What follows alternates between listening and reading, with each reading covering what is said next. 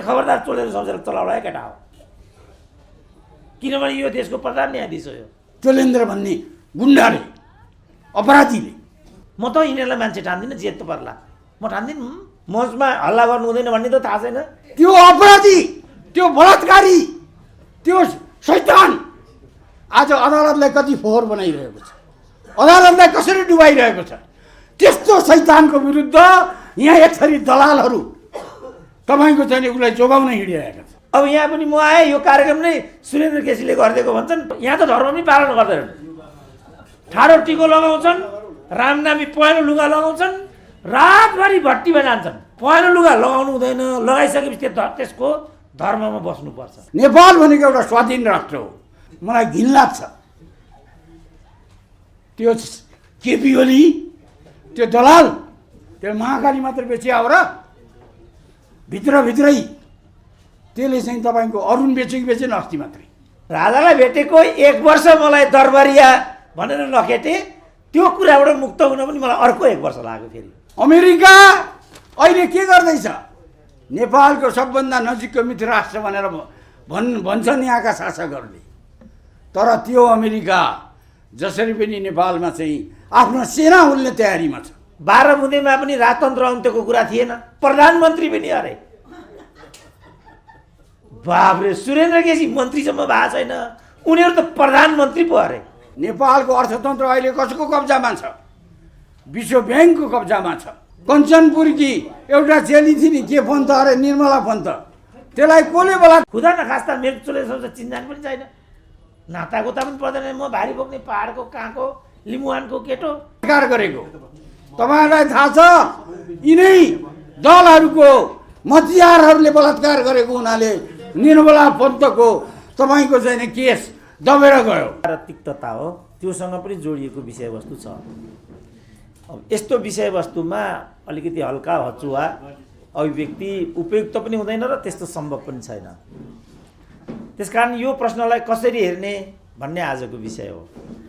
47 सालको संविधान के हो, हिन्दू अधिराज्य भनेको के हो, धर्मनिरपेक्षता भनेको के हो, त्यसपछिका परिवर्तनहरू के हुन्, यावत प्रश्नहरूको उत्तर आजको विषयवस्तु हो। कतिपय साथीहरूले त 47 सालको संविधानले नै गणतन्त्र ल्यायो सम्म ठोकिदिए। मैले बुझेको 47 सालको संविधानलाई हान्ने क्रममा आजको राजनीति आएको हो। अब लमै ग्रेजुएट गरेका मान्छेको बुझाइ त्यस्तो रहेछ, आम मान्छेको बुझाइ कस्तो होला, समस्या हुन्छ नि। 47 सालको संविधानलाई आफ्नो प्रकारले बुझ्न थाले राजनीतिक दलहरू।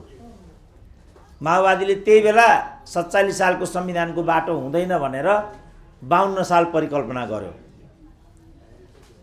त्यस बीचबाट 59-60 मा आएर राजाले फेरि 17 साल घटाए। त्यो 17 सालको विरुद्धमा दोस्रो जनआन्दोलन भयो।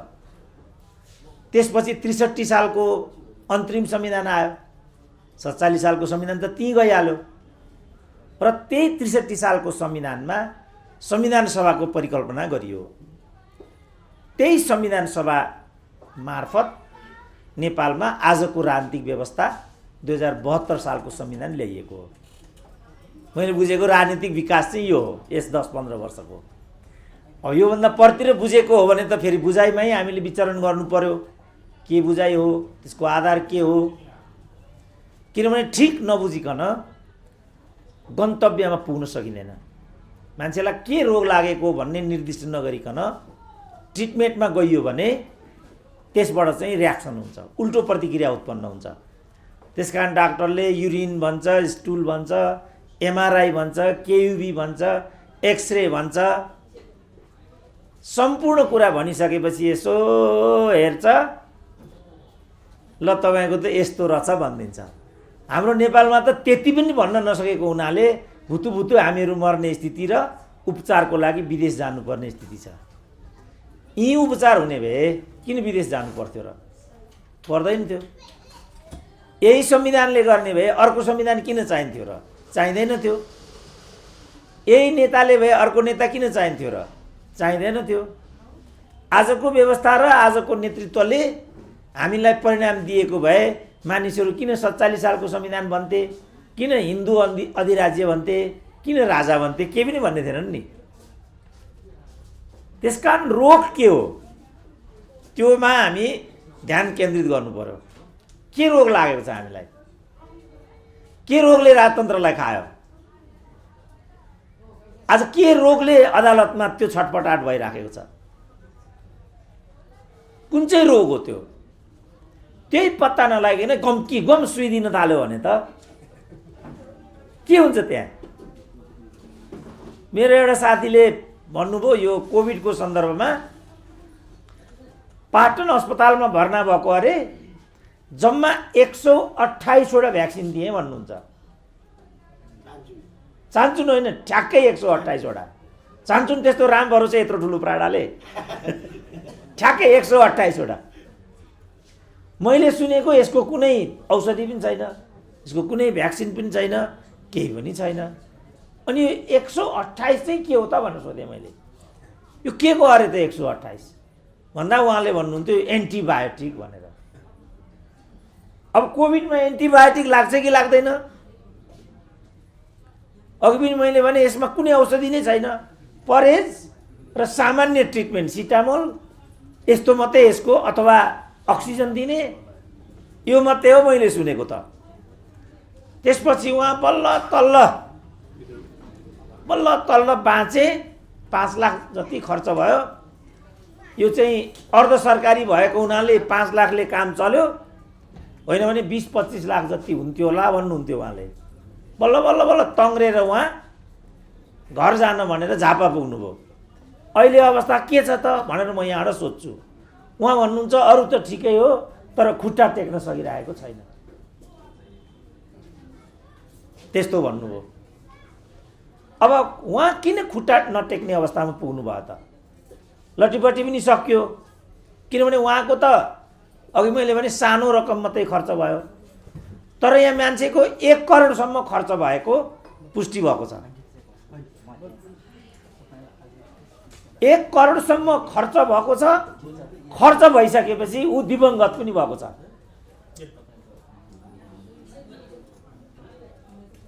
यस्तो भएको छ। अब यस्तो किन भयो त भन्दा हामीलाई कोभिड भन्ने के हो, यो कसरी उत्पत्ति भयो, कहाँबाट आयो भन्ने कुरा कसैलाई पनि थाहा छैन। चाइनाको वुहानबाट यो उत्पन्न भयो भन्ने चाहिँ छ, यो मान्छेले बनाएको हो कि प्रकृति प्रदत्त भन्नेमा डिबेट छ। चाइनाले चाहिँ जादु जस्तो वुहानभन्दा बाहिर जानै दिएन। तर सबभन्दा विकसित मुलुक अमेरिकामा 7,20,000 भन्दा बढी मानिसहरू हताहत भए। यही नै कोभिडको सबभन्दा ठुलो हताहतीको सङ्ख्या हो। अब यस्तो किन भएको, यो नबुझ्दासम्म बाँकी केही पनि कुरा बुझिँदैन। अब राजनीतिमा आउँ, हामी कहाँ आजको स्थिति किन आएको, यो नबुझिकन केही पनि बुझिँदैन। गठबन्धनको पनि अर्थ हुँदैन, ती काटाकाट हुन्छ। मञ्चमा हल्ला गर्नु हुँदैन भन्ने त थाहा छैन, के गठबन्धन गर्छन् यस्ताले भन्यो भने रिसाइहाल्छन्। हजुर त्यस्तो छ। अब कसरी गठबन्धन हुन्छ त? अनि अनुशासन चाहिन्छ, समयमा आउनुपर्छ, निर्दिष्ट समयमा बोल्नुपर्छ, त्यो नै थाहा छैन हामीलाई। अनि कसरी हामी केही कुरा गर्न सक्छौँ त भनेको नि। राजाले कति मुस्किलबाट यो देश बनाएको थियो। पृथ्वीनारायण शाह जम्मा 52 वर्ष बाँचेका, 52मा 32 वर्ष त उनी मैदानमै थिए। दोस्रो किर्तिपुरको युद्ध, पहिलो किर्तिपुरको युद्धमा एउटाले प्रधानमन्त्री मरिसक्यो कालु पाण्डे लड्दा लड्दै, एउटाले आएर पृथ्वीनारायण शाहलाई हान्न आँटेको। स्थानीय एउटाले जनताले के भन्थ्यो भनेदेखि हट राजालाई त राजाले पो हान्ने हो त, राजालाई रैतीले हान्नुहुन्छ भनेपछि त्यो मान्छे अलमल्यो हान्न आँटेको बा हो कि क्या हो भन्ने भयो। त्यो बेलासम्ममा गोर्खाली सेनाले पृथ्वीनारायण शाहलाई त्यहाँबाट भगाइसकेको हुनाले बाल पृथ्वीनारायण शाह बचे। त्यो भएको हुनाले यो देश बन्यो। अब अहिले यो देशको कुरा गरे पनि मान्छे ठट्टा जस्तो सम्झिन्छन्, हाँस्छन्। बडा मुस्किलले बनाएको देश हो नि त यो। त्यसपछि पनि अनेक कठिनतम सङ्घर्षहरू भए, युद्धहरू भए र आजको देशको प्रारूप बन्यो। तर त्यो बेला हाम्रो आर्थिक सामाजिक अवस्था जस्तो हो मूलभूत रूपमा अहिले पनि हाम्रो आर्थिक सामाजिक अवस्था त्यही छ। म भर्खर हुम्ला पुगेर आएँ। हुम्ला जुम्लाको जनता अहिले पनि पृथ्वीनारायण शाहको पालामा जस्तो हो त्यस्तै छ। जनयुद्ध त भयो नि डोल्पामा रोल्पामा भएन? बन्दुक चलाउन सिकाइयो, गोला बारुद बनाउन सिकाइयो, तर जाजरकोटमा हैजा भयो। नुन र चिनी पानी कसरी खाने भन्ने कुरा, त्यो कसरी बनाउने भन्ने कुरा जाजरकोटको जनताहरूलाई थाहा नभएर ठुलो हताहती भयो त्यहाँ पनि। अहिले अमेरिकामा पनि इभन ठुलो हताहतीको सङ्ख्या किन भइराखेको छ भने मानिसहरू भ्याक्सिन लाउन मानिराखेका छैनन् अहिले पनि। त्यसकारण यो वास्तविकतालाई नबुझिकन कुनै उपचार हुन सक्दैन। केही गरेर पनि केही हुँदैन। अब राजा कसरी गयो? अब त्यहाँ हामी अलिकति आउँ। राजालाई त नेपाली जनताले हटाउन चाहेको होइन, 12 बुँदेमा पनि त्यो कुरा थिएन। कसरी गयो त राजा? मैले सुनेको थिएँ आज कार्यक्रममा दिपक गेवाली पनि आउनुहुन्छ अरे भनेर। दिपक गेवाली राजाको मन्त्री हुनुहुन्थ्यो क्या होइन? र उहाँलाई नै म सोधौँला भन्दै थिएँ भनेर आएको म आज। नत्र उहाँका धेरै कार्यक्रम भए प्रायः म आएको छैन। किन त्यो राजनीतिक कार्यक्रम हुन्छ, राजनीतिक कार्यक्रममा हामीहरू बिटुलिन चाहँदैनौँ। किन उल्टो पाल्टो पारिदिन्छन्। एउटा यो मस्टो भन्नेवालाको कार्यक्रम थियो, म त्यहाँ गएको त त्यहाँबाट मलाई आफूलाई प्रशोधन गर्न 1 वर्ष लाग्यो। त्यो कार्यक्रम नै सुरेन्द्र केसीले गरिदिएको हो भनिदिए फेनेटिक्सहरूले। अब यहाँ पनि म आएँ, यो कार्यक्रम नै सुरेन्द्र केसीले गरिदिएको भन्छन्, फेरि अर्को 2 वर्ष लाग्छ मलाई यसबाट प्रष्ट हुन। त्यसकारण राजनीतिक कार्यक्रममा हाम्रो चित्त उति खुल्दैन। राजनीतिक बाटोबाट जान्छ, बौद्धिक बाटोबाट जान्छ र जानुपर्छ। मिडियाले मिडियाको जस्तो काम गर्नुपर्छ, भाइरल बनाएर व्यवस्था बाँध्ने होइन। त्यस्तो गरियो भने मिडियाको पनि अवसान हुन्छ। जसरी हामीलाई सङ्कट परेको छ त्यो काम हामी कसैले गर्नु हुँदैन, तर त्यो यहाँ भइरहेको हुन्छ। त्यसकारण म दिपक गेवालीलाई सोध्नेमा थिएँ, तपाईँहरूले के त्यस्तो कर्म गर्नुभयो जसले गर्दा राजतन्त्र गयो? के कर्म गर्नुभयो त्यहाँ? राजालाई पनि भेटेँ मैले 1 वर्ष अगाडि। राजालाई भेटेको 1 वर्ष मलाई दरबारिया भनेर नखेटेँ।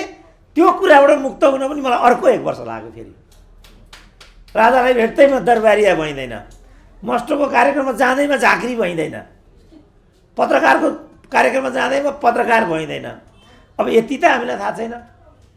अनि कसरी हामी समाज बदल्न सक्छौँ त? त्यसपछि 12 बुँदेमा पनि राजतन्त्र अन्त्यको कुरा थिएन, निरङ्कुश राजतन्त्रको अन्त्यको कुरा मात्रै थियो। 12 बुँदेमा धर्मनिरपेक्षको कुरा पनि थिएन, धर्मनिरपेक्ष भयो, गणतन्त्र भयो। इभन नेकपा एमाले जो चाहिँ त्यति बेला माधव नेपालको नेतृत्वमा थियो, गणतन्त्र स्थापनाको कुरा गरे 2063 कार्तिक 22 गते बालुवाटारमा 7 दलले। त्यसमा अरू सबैले गणतन्त्रमा जाने पक्षमा मतदान गरे। नेकपा एमाले माधव कुमार नेपालले मान्नु भएन र नोट अफ डिसेन्ट लेख्नुभयो। र के भन्नुभयो भने अत राजतन्त्रको हकमा नेपाल, माधव कुमार नेपाल पृथक मत राख्दछ र जनमत सङ्ग्रहबाट मात्रै राजतन्त्रको बारेमा निरूपण गरियोस् भन्ने पक्षमा छ भनेर लेख्नुभयो। तपाईँलाई थाहा छ राजा ज्ञानेन्द्रले सबभन्दा दुःख दिएको मान्छे माधव कुमार नेपाल नै हो। किन माधव कुमार नेपालले जनमतबाट मात्रै राजतन्त्र फाल्नुपर्छ भन्नुभयो होला त?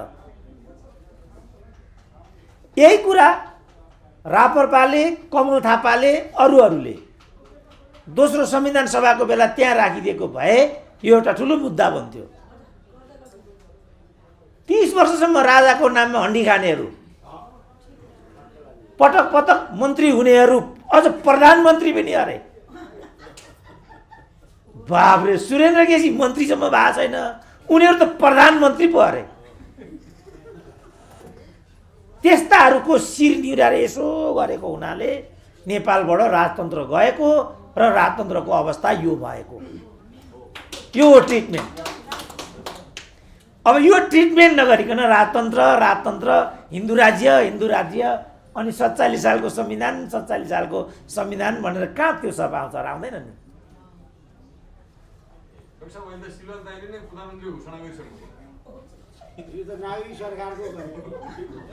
नागरिक सरकार होला नि त्यो त।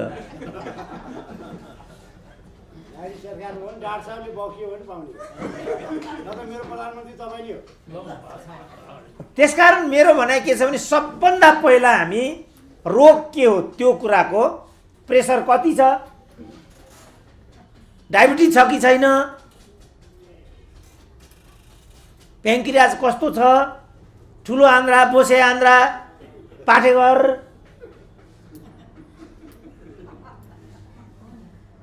त्यो सब नहेरिकन हुँदैन। दिदीबहिनीहरू अधिकांश किन मर्दा रहेछन् सुत्केरी क्रममा भनेको त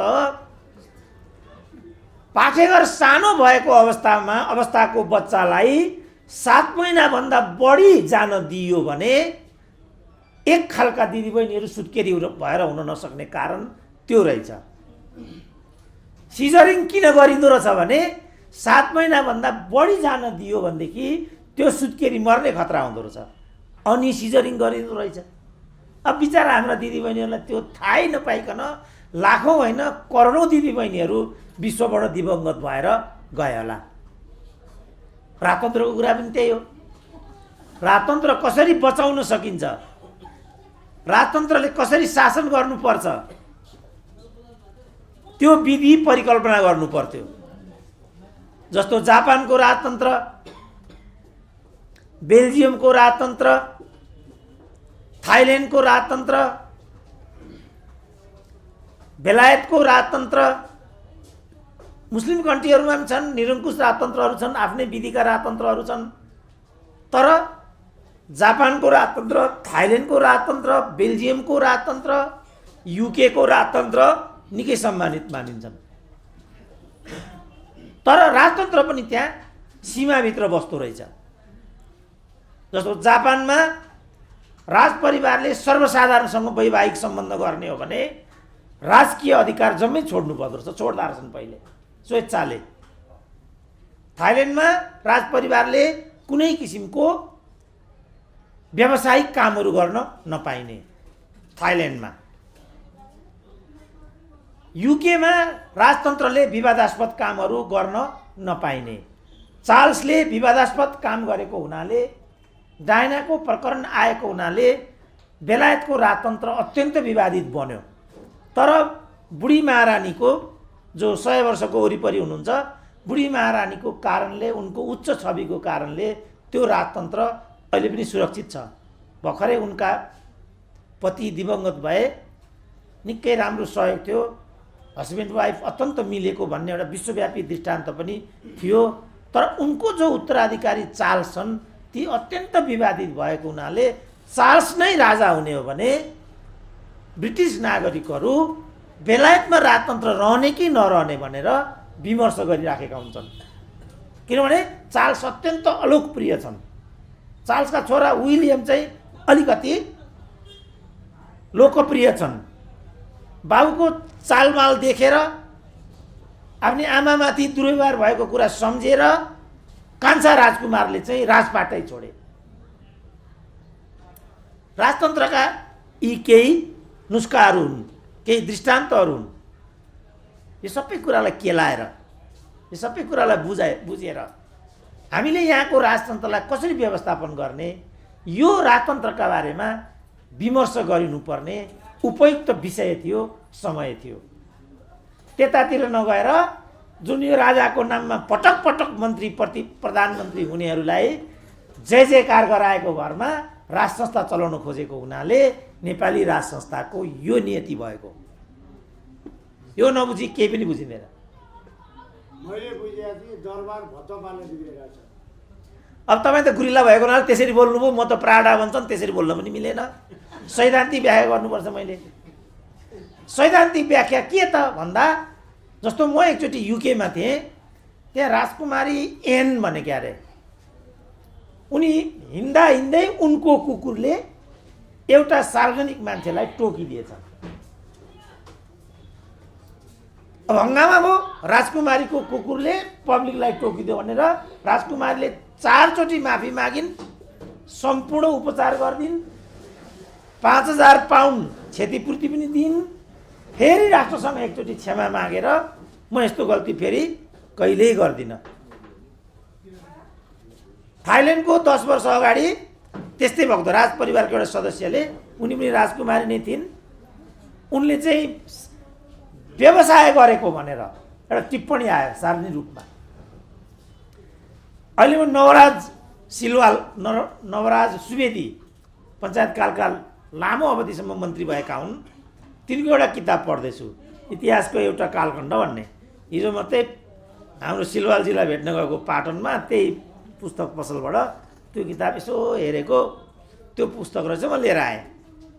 त्यहाँ म पढ्दै थिएँ, अन्तरङ्ग राज परिवारभित्र राजा महेन्द्रले दिने निर्देशनहरू, राज परिवारका सदस्यहरूको दुष्चरित्र, तिनले दिने दबाब, धम्की, त्यसबाट कसरी बच्ने, राजा महेन्द्रको त्यसमा के अभिप्राय हुन्थ्यो, यावत कुराहरू सविस्तारमा त्यो किताबमा लेखेको मैले पढेँ। र राजाले महेन्द्रले त्यसमा के भनेको रहेछ भनेदेखि जस्तो सुकै दबाब आए पनि, जे भए पनि त्यो राजपरिवार भनेर राजपरिवारका सदस्यहरूले फाइदा लिन खोज्ने यावत कुराहरूको अगाडि तिमी कहिले पनि नझुक्नु। महेन्द्रले यो भनेको रहेछ। एकदमै चर्को दबाब आउने, त्यसमा ज्ञानेन्द्रको पनि नाम छ, चर्को दबाब दिने मध्येमा ज्ञानेन्द्रको नाम पनि छ त्यहाँ एउटा नाम। पछि वीरेन्द्रको पालामा यस्तो हुन नसकेको हुनाले राज संस्था गएको हो भन्ने त्यो किताबको निष्कर्ष छ। यस्तो किन भयो त? यो के कारणले यस्तो भएको? त्यसकारण मैले ज्ञानेन्द्रसँग भेट्दा भनेको थिएँ, सरकार हजुरको लागि सबभन्दा सुरक्षित अवस्था यो छ। किनभने जब फेरि राजा हुन्छ, राजाले आफ्नो शासन राजपाट गर्नको लागि जुन पात्र र प्रवृत्तिलाई अगाडि बढाउँछन्, उनीहरूले त्यो कुरा इतिहासबाट सिक्दैनन् भन्ने कुरा घटनाले पुष्टि गरेको छ। त्यसपछि जुन अहिले यो दल भने 7 दल इत्यादि भन्ने छ, यो बारमा जुन सङ्घर्ष गरिराखेका कानुन व्यवसायीहरू छन्, पत्रकारहरू जो छन्, बौद्धिकहरू, नागरिक समाज जो छ, तिनीहरू फेरि एकगठ हुन्छन् र कथा दोहोऱ्याउँछन्। त्यसपछि कस्तो परिदृश्य अगाडि आउँछ होला त? किन मैले त्यो भनेको भने यो देश हामीले बनाएको होइन, राजाहरूले बनाएको हो। यस बापत उनीहरूलाई उचित दण्ड दिनु एउटा कुरा हो, सीमा नागेर दण्ड दिनु अनुचित हुन्छ। जस्तो अहिले प्रधान न्यायाधीशकै कुरा आयो नि, हाम्रो प्रेम कैदीले एउटा भाषामा भन्नुभयो, प्रकाशजीले अर्को भाषामा भन्नुभयो। मैले उहाँहरूले यसरी बोल्नुभन्दा पनि 3 वर्ष अगाडि चोलेन्द्र शमशेर गलत न्यायाधीश हुन्छन्, यो गलत भएको छ भनेको थिएँ। तर प्रधान न्यायाधीश भइसकेपछि त सिद्धियो नि कुरा। अब फर्केर चोलेन्द्र गलत भन्नुको के अर्थ हुन्छ? अब त विधिको शासन भनेको त्यही हो। प्रतिष्ठापूर्ण तरिकाले उहाँलाई बहिर्गमनको व्यवस्था नगर्ने हो भने सर्वोच्च अदालत विवादित बन्छ, भोलिका न्यायाधीशहरूको पनि चर्को आलोचना हुन्छ र त्यो त्रिभुवन विश्वविद्यालय जस्तो हुन्छ, नेपाल प्रहरी जस्तो हुन्छ। अब अहिले नेपाल प्रहरीमा किन राजनीतिक रूपमा यति गिजोले त्यहाँ त्यो नेपाल प्रहरीलाई अहिले लेटेस्ट मैले के सुने भने प्रहरी महानिरीक्षक बाहिर जानुभएको छ अरे। निमित्तमा उहाँले सेकेन्ड म्यानलाई दिनुपर्ने थर्डलाई दिनुभयो। चेन अफ कमान्ड बिग्रियो भनेर सेकेन्ड चाहिँ निराश भएर बिदामा बस्नुभयो। अब के हुन्छ त नेपाल प्रहरीको चेन अफ कमान्ड के हुन्छ? अब त्रिभुवन विश्वविद्यालयले यिनीहरूले यसरी नै समाप्त बनाए, कूटनीतिलाई यिनीहरूले यसरी नै समाप्त बनाए, राजनीति त समाप्त भएकै थियो। उनीहरू हान्दै हान्दै हान्दै हान्दै न्यायालय भए ठाउँमा आए। खुदा नखास्ता मेरो चोलेन्द्र शमशेर चिन्जान पनि छैन, नातागोता पनि पर्दैन। म भारी बोक्ने पहाडको कहाँको लिम्बुवानको केटो, यिनीहरू यहाँका राज खलक राजाका सम्धिहरू नि यिनीहरू त फेरि टाउको यत्रो भएका त्यस्ता। मैले भने खबरदार चोलेर सम्झेर चलाउला है केटा हो, किनभने यो देशको प्रधान न्यायाधीश हो। यो हिजो चलाउनु पर्ने बेला चाहिँ जुत्ता बोकेर हिँडिस्, अब अहिले पुलिस लगाउने बेला चाहिँ जुत्ताले हान्छु भन्छस्, यो मिल्दैन। धर्मको विपरीत हुन्छ यो। 8 महिना यसलाई खान्देऊ, त्यसपछि तिमीहरू आफ्नो सम्धि बनाए पनि बनाऊ, ज्वाइँ बनाए पनि बनाऊ, किन अर्को त हुँदैन यहाँ। त यो जो परिपाटी हामीले निर्माण गरेका छौँ, त्यसपछि आजको स्थिति आएको छ। यसमा हामीहरू हिम्मत गर्ने हो त, लड्ने हो त यसको विरुद्धमा छ याउ नेपालीमा? यो मैले त देखाएको छैन। छ के लड्ने नै हो, अब नेपाली नै हो नि लड्ने छ। हामी लड्ने डाक्टर साहबले प्रधानमन्त्री होइन, लडेको भनेको त फेरि परिणाम हुने गरी लड्नु पर्यो। लडेको भनेको हार्ने गरी लडेर अगाडिको 2टा दाँत फुर्काएर लड्नुको केही अर्थ हुँदैन। माओवादी लडे जस्तो लड्ने हो नि केही हुँदैन। माओवादी कति लड्यो त? के भयो त? 17,000 मान्छे मरे मात्रै, के भयो त? अघि कुरा आयो, के भयो त? केही हुनु भनेको रोजगारी हुनु हो, उद्योग खोल्नु हो, अनुशासन बढ्नु। मैले कति भने त? नेपाली भन्ने त लज्जाले चुल्लुमा पानी टुम्यो। जुन बाटो तपाईँहरू आउनुभयो कस्तो छ त्यो भन्नु त? यो भ्रिकुटी मण्डप परिसरको मात्रै महिनाको केही नभए 10 लाखको इन्कम होला। ल हेर त, यिनीहरू जिउँदा मान्छे बस्ने ठाउँ हो त, जिउँदा मान्छे आउने ठाउँ हो यो। 35 लाख जुन परिसरको इन्कम छ, त्यसको बाटो यस्तो हुनुपर्ने? कुनै मान्छे हिँड्ने ठाउँ, मान्छे बस्ने ठाउँ हो यो? म त यिनीहरूलाई मान्छे ठान्दिनँ, जे त पर्ला म ठान्दिनँ। त्यस कारण मैले अघिल्लोचोटि भनेको थिएँ, पैसा छैन भने 7 लाख रुपियाँ म गोजीबाट दिन्छु, तर यो पिच बनाऊ न केटा हो। अन्तर्राष्ट्रिय पाहुना आउलान्, जोली कमरेड आउलान्, सीताराम येचुरी, हाम्रो त केही इज्जत छैन मैले भने, तर कमरेड येचुरीको त ठुलो इज्जत छ नि त। त्यस्ता आउने न, यो यति भने होइन, न कसैलाई छुन्छ न कसै, मतलबै छैन। सब थाहा छ, जनजनलाई थाहा भइसक्यो। यस्तो किन त भन्ने प्रश्न हो। यस्तो किन भएको? यो दिन आउनमा राजतन्त्र स्वयंको जिम्मेवारी कति थियो? कमल थापाहरू यसको लागि कति जिम्मेवार हुन्? सूर्यबहादुर थापाहरू सबभन्दा ठुलो गणतन्त्रवादी हुन पुगे। मान्छे अहिले हामीतिर पो हेर्छन् त गाँठे। हामीले के खाएको छ र हामीतिर हेर्ने? हामीले त पसिना बगाएको छ, पेट पाले त्यति न हो। न यो देश बेच्नुपर्छ भनेका छौँ, न सरकार केही पाइन्छ कि भनेका छौँ, न कहिले केही भएका छौँ। यी हुनेहरू, धनकुटामा बाँदर चराउनेहरू 5 चोटि प्रधानमन्त्री हुने, मन्त्री त 17 चोटि पनि हुने। उही त्यति बेर हेमबहादुर मल्ललाई भेट्न गएको अरे एउटा पञ्च, हाम्रो मधेसको नेता हुनुहुन्छ यहाँ। मान्यज्यू चिया ल्याउनु यहाँ साथीहरू आए भने को रहेछ भनेको त हेमबहादुरकै पालामा श्रीमतीलाई मान्य बनाएको थियो नि त। धनुषाका जनताले भोट हालेको, राजनीतिको लाग्यो नि होइन। तपाईँ सँगै हुनुहुन्थ्यो? ओरिजिनल कार्यकर्ता बन्यो। अनि पछि एकचोटि म हेमबहादुर मल्ललाई भेट्न गएँ। बाफ्रे बाफ्रे बाफ्रे, हेमबहादुर मल्ल त उहाँ त एकदम अघि तपाईँलाई थाहा छ नि कस्तो बोल्नुहुन्थ्यो उहाँ। त्यसपछि आजको दिन आएको छ। म त इतिहासको विद्यार्थी हुँ, सबै मलाई सामग्री चाहिन्छ, सूचना चाहिन्छ, तर त्यसलाई म चाहिँ एउटा सैद्धान्तिकरण गरेर व्याख्या गरिदिने। मेरो यो एउटा धर्म छ भनौँ न, इतिहासको विद्यार्थीको धर्म। सबैले आफ्नो धर्म, यहाँ त धर्म पनि पालन गर्दैनन्। ठाडो टिको लगाउँछन्, रामनामी पहेँलो लुगा लगाउँछन्, रातभरि भट्टीमा जान्छन्, अनि दिउँसो आएर हिन्दू राज्य हुनुपर्छ भन्छन्। अनि त्यसरी हुन्छ हिन्दू राज्य? पहेँलो लुगा लगाउनु हुँदैन, लगाइसकेपछि त्यसको धर्ममा बस्नुपर्छ। तर तिनीहरूको चाहिँ प्रभुत्व भयो क्या, प्रधानमन्त्री भयो तिनीहरू नै। समस्या त्यहाँ भयो। अब पशुपति विकास कोषको सदस्य सचिव को हुन्छ? हामी हुन्छौँ र? पशुपतिमा PhD गर्नेहरू छन्। ऊ हाम्रो प्रधानमन्त्री आउनुभयो फेरि पिलिक्क आउनु प्रधानमन्त्रीजी। त्यसकारण अब म जनताले धेरै भयो भनेपछि बोल्नु हुँदैन, म छोड्छु।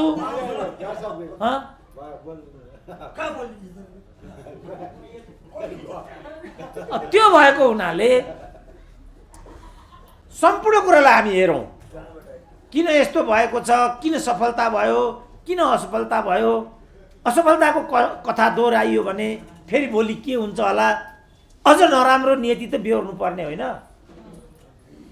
त्यो सबै आकलन गरेर उहाँहरूको कार्यक्रम भएको हुनाले उहाँहरूलाई मेरो के भन्नु छ भने तपाईँहरू यो आकलन गरेर मात्रै अगाडि बढ्नु होला। यो आकलन नगरिकन अगाडि बढ्नुभयो भने फेरि ती झगडा गर्न थाल्नु होला। नेपालीको त बानी के हुन्छ भने पहिला को बोल्ने, सभापति को हुने, म बोल्न पाउने कि नपाउने भन्नेमै झगडा हुन्छ। सम्बोधन गर्दा मलाई श्रीमान भनियो कि भनिएन, भनियो भने किन भनियो। अब यस्तो कुरामा झगडा गर्न थालेपछि त गठबन्धन काहीँ पनि जाँदैन। त्यही भएर शेरबहादुरलाई सरकार विस्तार गर्न 88 दिन लागेको भएको त्यही हो नि। बल्ल बल्ल बल्ल बल्ल बनाए, फुत्रुकै अगाडि भोलिपट्टि दाँत अगाडिपट्टिको फुस्किहाल्यो। अब यो खालको सरकार विस्तार, यो खालको गठबन्धन, यो खालको क्रान्ति, यो खालको आन्दोलन अर्को एउटा क्षय हुने कुरा मात्रै हुन्छ। क्षय कसरी हुन सक्छ, विषयलाई कसरी परिणाममा पुर्याउन सकिन्छ, त्यसमा बढीभन्दा बढी जनतालाई कसरी जोड्न सकिन्छ, आजभोलिका युवाहरूलाई त्यसमा कसरी आबद्ध बनाउन सकिन्छ, कसरी उनीहरू त्यसमा आबद्धता जनाउन चाहन्छन्। किन जे परिवर्तन अहिले आइरहेछ त्यो त्यसै आएको त होइन। कोही जेल गएका छन्, कोही नेल गएका छन्, कति परिवारमा 5 जना मरेका छन् बिचरा। मधेसै आन्दोलनमा यो भएको छ, माओवादी आन्दोलनमा यो भएको छ, पत्रकारहरू कति गएका छन्, जिउँदै गाडिएका छन्। तब न पत्रकारहरूले आजको सुविधा भोग गरेका छन्, त्यसै त आशै नै हो। त्यसकारण यो पनि त्यसै प्राप्त हुने मार्ग होइन। तपाईँहरूको मार्ग एकदम कठिन छ। यो कठिन मार्गमा तपाईँहरूलाई सफलता त मिलोस्, मेरो शुभकामना छ। तर निराश हुने गरी चाहिँ अगाडि नबढ्नु होला। तपाईँहरूलाई सफलता मिलोस्। मौका दिनुभयो, यति बोल्न पाएँ, धन्यवाद पनि ज्ञापन गर्न चाहन्छु र विश्राम लिन्छु। बढ्नु आउनुभयो र उहाँले एउटा पुस्तक लेख्नुभयो। पुस्तकको नाम थियो तपाईँको strategy for survival, Nepal strategy for survival. नेपालको रणनीति के हो भने आफू देश रहने कि नरहने। हामीले हेर्दा हेर्दै सिक्किम गयो, काश्मीर गयो, हैदराबाद गयो, लद्दाख गयो, खुनु गयो। भुटानलाई उनीहरूले सब्जुगेट गरेर आफ्नो छातामुनि, सुरक्षा छातामुनि राखेका छन्। र धेरै धेरै राष्ट्रहरू, गोवा जस्तो विकसित क्रिस्चियन राष्ट्र पनि उनीहरूले खाइदिए। र अहिले खास गरी प्रष्ट भन्नुपर्दाखेरि भारतीय विस्तारवादीहरू नेपाललाई स्वतन्त्र देशको रूपमा मान्न तयार छैनन्। र खास गरी अहिले मोदी भन्ने एउटा जुन नेता आएको छ, त्यो दक्षिणपन्थी मोदी, उसको चाहिँ के छ भने नारा नै अखण्ड भारत भन्ने हावादारी नारा छ उसको, जो कि इतिहासमा कहिल्यै भएन। र त्यसको अङ्ग हो नेपाल भनेर उनीहरूको एउटा निश्चित भित्री षड्यन्त्र जारी छ। त्यसैले गर्दाखेरि म देशभक्त नेपालीहरूलाई यो कुरा भन्न चाहन्छु कि हामीहरूले नेपाललाई हिन्दू राष्ट्र बनाउन खोज्दाखेरि त्यो मोदीले हामीले समर्थन गरेको छैन। तपाईहरुले यो कुरा बुझ्नुपर्छ। आफूलाई हिन्दू भनेर मित्र राष्ट्र इन्डियाका जनताको मत लिएको मोदीले आज हिन्दूहरूलाई धोका दिएको छ। भारत भन्ने एउटा यस्तो एउटा चाहिँ तपाईको स्टेट हो। त्यो कसको स्टेट हो? अंग्रेजहरूको स्टेट हो। त्यो कुनै स्वतन्त्र देश होइन। यो मैले भनिरहेको छैन। यो महान वक्ता इतिहासकार तपाईको चाहिँ विशिष्ट व्यक्तित्व राजीव दीक्षितले बोलेको कुरा तपाईँले युट्युबमा हेर्न सक्नुहुन्छ। राजीव दीक्षितले भारत कुनै स्वाधीन राष्ट्र होइन भनेको छ। इन्डिया कुनै स्वाधीन राष्ट्र होइन। इन्डिया के हो? इन्डियालाई मुक्त गर्दाखेरि तपाईँको 1947 मा ब्रिटिस पार्लियामेन्टमा एउटा बिल पास भएको रहेछ। त्यो बिलमा there will be two dominion state, one India the other is Pakistan भनेको रहेछ। ब्रिटिस डोमिनियन हो त्यो इन्डिया भनेको। त्यस्तो ब्रिटिस डोमिनियन स्टेटको कमान्डर इन चिफ हुनका लागि नेपालको त्यो प्रभुराम शर्मा भन्ने, मलाई लाज लागेर आएको छ। त्यो आर्मीको चिफ रे, नेपाली आर्मीको। त्यो कसरी चिफ हुन सक्छ? नेपाली आर्मीको चिफ। नेपाल भनेको एउटा स्वाधीन राष्ट्र हो। त्यो स्वाधीन राष्ट्र नेपाल भनेको एउटा सुजेरेन राष्ट्र हो। त्यस्तो राष्ट्रको सेनाको नायकले राष्ट्रको इतिहासै जानकारी छैन, राष्ट्रको कला संस्कृतिको जानकारी छैन, राष्ट्रको के छ व्यक्तित्व, नेपाल राष्ट्रको व्यक्तित्व के छ भन्ने कुरो त्यो प्रभुराम शर्मा भन्ने बेकुबलाई थाहै छैन। त्यसले गएर भारतीय सेनाको कमान्डर इन चिफ कसरी त्यो दर्जानी चिन्ह धारण गरेको? त्यो भारतको प्रधानमन्त्री, भारतको राष्ट्रपतिबाट हामीले त्यस्तो लिनु भनेको नेपालको स्वाधीन, स्वतन्त्र र अन्तर्राष्ट्रिय प्रभुता कायम गरेको राष्ट्रको अपमान गर्नु हो। त्यसैले नेपाली सेनापतिलाई, नेपालको प्रधान सेनापतिलाई भारतको प्रधान सेनापति बनाउने कुरा त्यो नेपालको इतिहास नजानेका कुन चाहिँ बेकुब षड्यन्त्रकारीहरूले यस्तो काम गरेका हुन्। आज ठिक त्यस्तै भइरहेको छ। आज के भइरहेको छ? तपाईँहरू पत्रकारहरू मार्फत म आम नेपालका जनसमुदायमा एउटा कुरो प्रश्न राख्न चाहन्छु। म यहाँ चाहिँ तपाईँको जति बेला म आइएससीमा यहाँ त्रिचन्द्र कलेजमा पढ्थेँ त्यति बेला 3 रुपियाँको $1 थियो। आज कति छ भन्नुहोस् त? ल भन्नुहोस् त दाहालजी, कति छ डलर? 120 भन्नुको अर्थ यसरी नेपाली रुपियाँको अवमूल्यन कसले गर्यो? त्यो नेपाली रुपियाँलाई त्यसको अस्तित्वहीन बनाउने काम गर्यो कसले? नेपालको अर्थतन्त्र अहिले कसको कब्जामा छ? विश्व ब्याङ्कको कब्जामा छ। अहिले नेपालको अर्थतन्त्र कसको कब्जामा छ? एसियाली विकास ब्याङ्कको कब्जामा छ। अहिले मोनिटरी फन्डको कब्जामा छ, WTOको कब्जामा छ, ग्याटको कब्जामा छ। यी साम्राज्यवादी संस्थाहरूले नेपालको अर्थतन्त्रलाई तहस नहस पारेका छन्। अमेरिका अहिले के गर्दैछ? नेपालको सबभन्दा नजिकको मित्र राष्ट्र भनेर भन्छन् यहाँका शासकहरूले। तर त्यो अमेरिका जसरी पनि नेपालमा चाहिँ आफ्नो सेना उल्ने तयारीमा छ र नेपाल राष्ट्रको अस्तित्वलाई समाप्त गर्न र नेपाललाई सिरिया वा अफगानिस्तान बनाउनका लागि अमेरिकी साम्राज्यवादीहरू आफ्ना बुटहरू यहाँ बजार्दैछन्।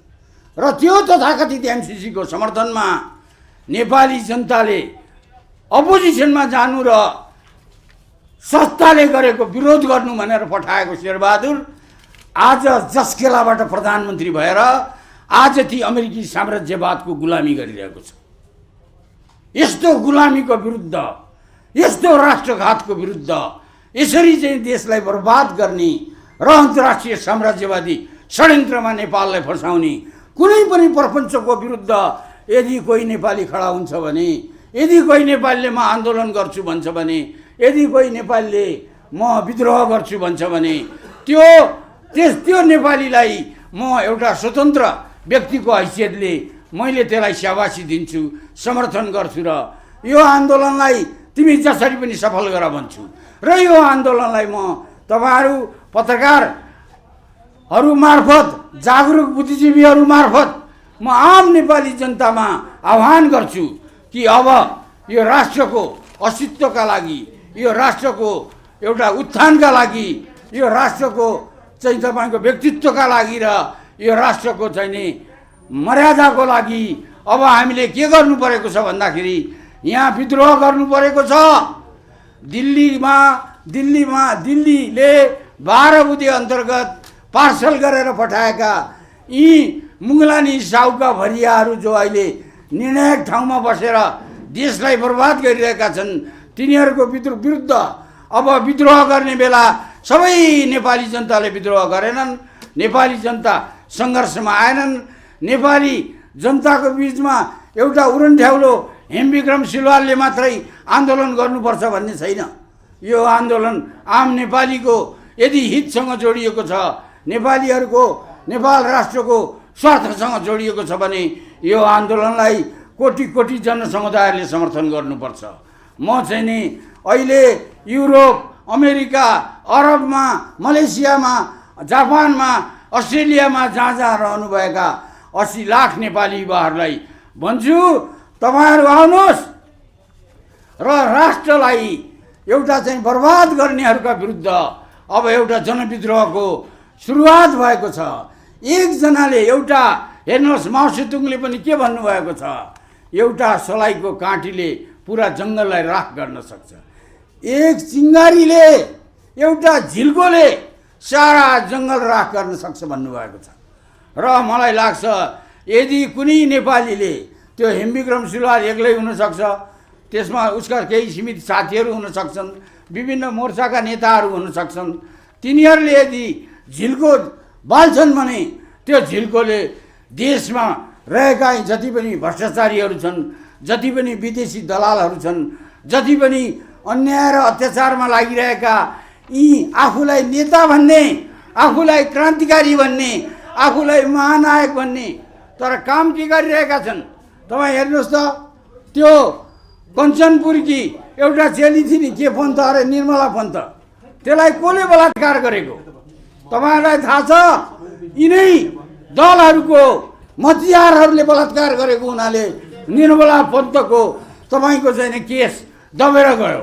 निर्मला पन्तको तपाईँको बलात्कारीलाई तपाईँ हेर्नुहोस्, हामीले तिरेको करबाट, नेपाली जनताले पेटमा पटुका बाँधेर तिरेको करबाट, नेपाली युवाहरूले तातो घाममा झुल्सेर पठाएको रेमिट्यान्सबाट तलब खाने यहाँको पुलिसले त्यहाँ हाम्रो सुरक्षा गरेन। निर्मला पन्तको हत्यारालाई छुटाउने यिनीहरूले प्रपञ्च गरे। त्यसैले गर्दाखेरि नेपाली जनताले जसलाई आफ्नो ट्याक्स तिरेर आफ्नो पेट काटेर पालेका छन्, ती कोही पनि भतुवाहरू आज हाम्रो पक्षमा, जनताको पक्षमा, राष्ट्रको पक्षमा देखिँदैनन्।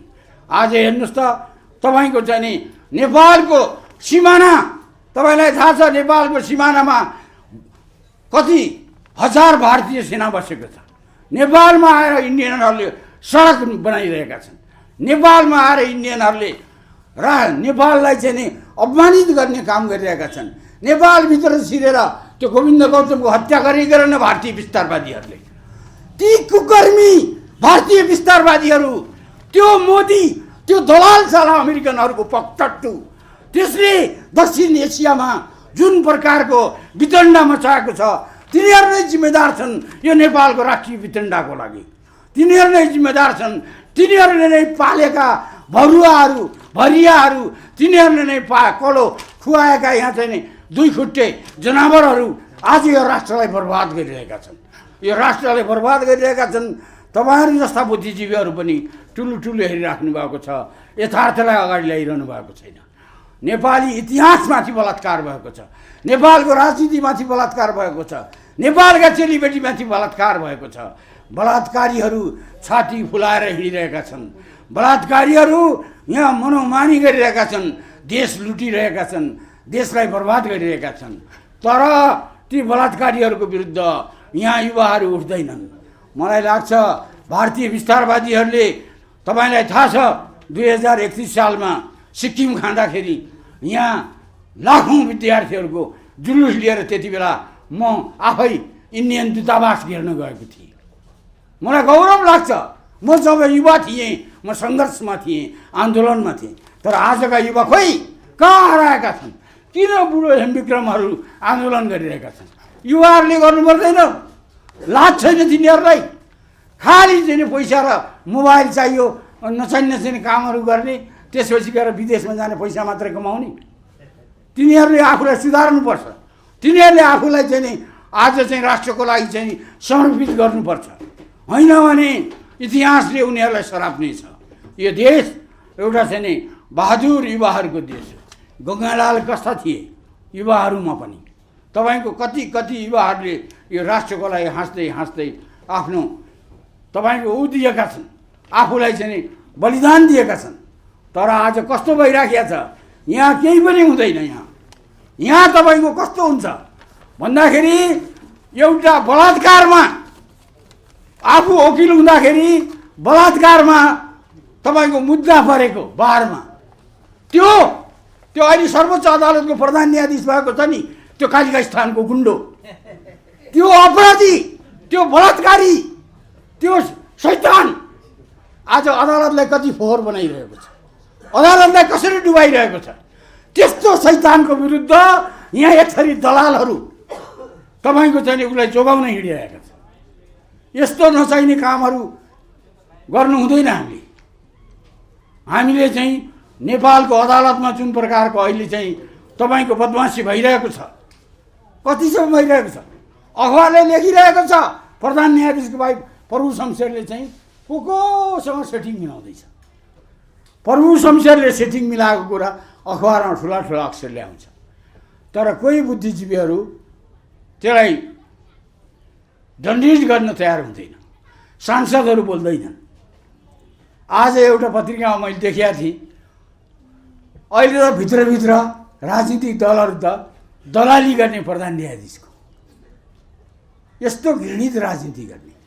यो काङ्ग्रेस विदेशीको मात्र दलाल होइन, यहाँका भ्रष्टाचारीको पनि दलाली गर्ने।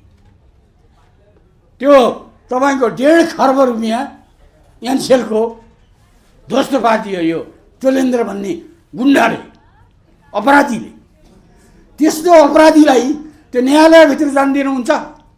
जुत्ताले ठटाएर त्यसलाई त्यहाँबाट भगाउनुपर्छ। त्यस्तो राष्ट्रघाती, त्यस्तो अपराधी, त्यस्तो भ्रष्टाचारी त्यसले गरेका हेर्नुहोस्, त्यसले राखेका केटीहरूको मसँग फुटा छन्। तपाईँहरू पत्रकारहरू चाहनुहुन्छ भने म दिन तयार छु। तपाईँलाई थाहा छ आज अदालतभित्र कस्तो भाँड भइलो, सिंहदरबारभित्र कस्तो भाँड भइलो। तपाईँहरूमध्ये कतिपय केपी ओलीको लागि ताली बजाउने मान्छेहरू हुनुहुन्छ, मलाई घिन लाग्छ।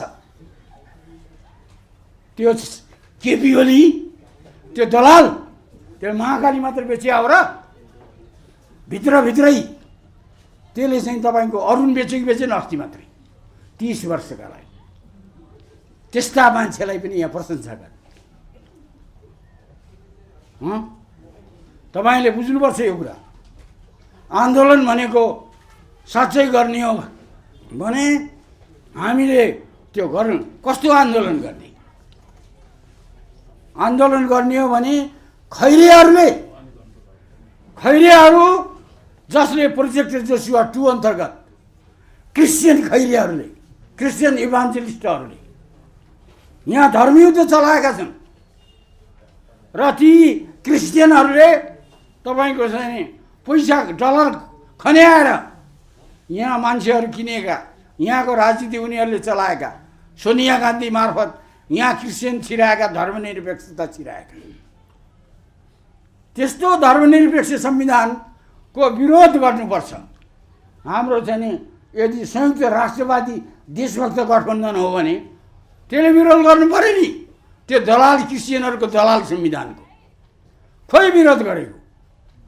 मैले हेमविक्रमलाई भन्छु, आन्दोलन गर्ने भए, क्रान्ति गर्ने भए, विद्रोह गर्ने भए स्पष्ट आऊ, क्रिस्चियनहरूको भण्डाफोर गर। यहाँ नेपालका धेरै जसो चाहिँ तपाईँको चाहिँ यहाँका संस्थाहरू क्रिस्चियनाइजेसन भएका छन्।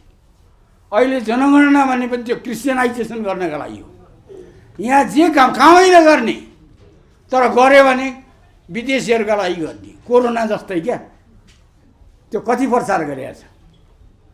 यो कति चाहिँ रात दिन टेँडै नै तपाईँको टेलिभिजनदेखि लिएर त्यो मोबाइलमा पनि त्यो सब डलरको खेतीमा यहाँ राष्ट्रलाई लुट्ने काममा भइराखेको छ। पत्रकारहरू पनि विद्रोह गर्दैनन्, अरू यहाँका चाहिँ नेताहरू पनि विद्रोह गर्दैनन् र जे होस् अहिले सानोतिनो विद्रोहको सुरुवात हेम्बिरमले गरेको मलाई चाहिँ नि यसमा चाहिँ ठिक छ, विद्रोह गर्न पाउनुपर्छ। विद्रोह गर्ने जनतालाई अधिकार छ, राइट टु रिबेल।